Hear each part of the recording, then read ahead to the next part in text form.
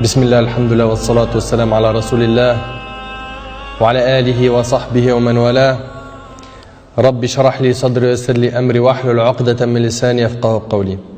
Et j'ai envie de vous raconter une super belle histoire qui a été racontée par un de nos savants contemporains. Wallahi al-azim, qu'elle est très émouvante. C'est l'histoire d'un homme qui a dit à sa femme: et si on allait manger dans un restaurant? Elle lui répondit: non, je te propose plutôt d'aller le demander à une autre femme. Moi, je ne mange pas au resto avec toi, va manger au resto avec une autre femme. Il s'étonna. Il lui dit: je t'invite à manger et tu me dis de sortir avec une autre femme? Mais comment ça? Je ne suis pas de ce genre d'homme. Et quelle femme tu parles? Et de quelle femme tu parles? Elle dit: ta mère. Imagine la scène. Ta mère, je renonce aujourd'hui à ton invitation pour que tu invites ta mère. Ça fait longtemps que tu ne l'as pas invitée à manger ou à se promener, sors donc avec ta maman. Il lui dit qu'Allah te récompense. Et il a tout de suite appelé sa mère et lui a dit: maman, prépare-toi, je vais venir te chercher en voiture et on ira manger et se promener ensemble. Sa mère ne l'a même pas cru. Sa mère ne l'a pas cru. Elle lui a dit: c'est vrai? Il lui dit: oui, par Allah. Viens, aujourd'hui, on va manger ensemble. Entre nous, billah alaykum. Qui d'entre vous, parmi les frères mariés, a déjà fait ça avec sa mère? Et effectivement, ils allèrent ensemble au restaurant. Et la mère s'est remplie d'amour, de joie et de bonheur. Pour elle, c'était un beau rêve.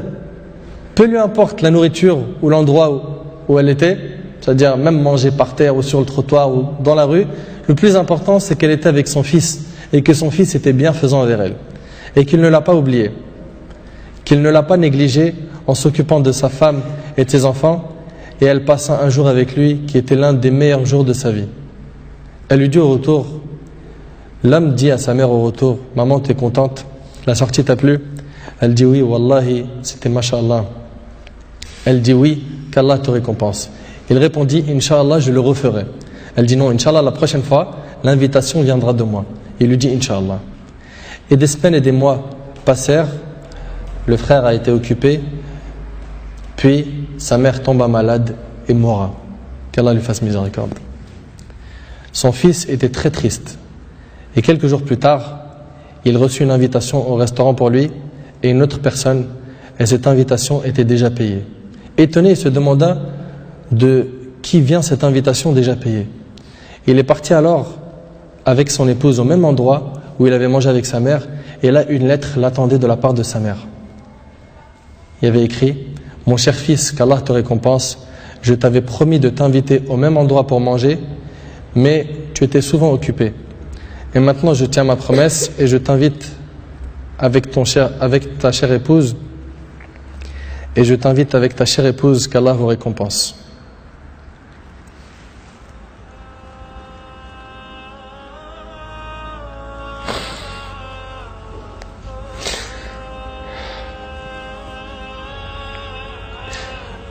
Wallahi mes frères, la valeur de la mère, elle est très sacrée. Faut pas la mettre en colère. Cette histoire d'amour entre cette épouse et sa belle-mère est magnifique. J'espère que nos frères et sœurs vont tirer des leçons de ce genre d'histoire d'amour entre les épouses et les belles-mères et d'essayer de reproduire ce qui s'est reproduit dans cette histoire. C'est qu'après le décès de la mère qu'on connaît sa valeur. Votre mère, si elle a envie, profitez, embrassez-lui ses pieds. Demandez-lui pardon pour les manquements, pour les mauvais comportements.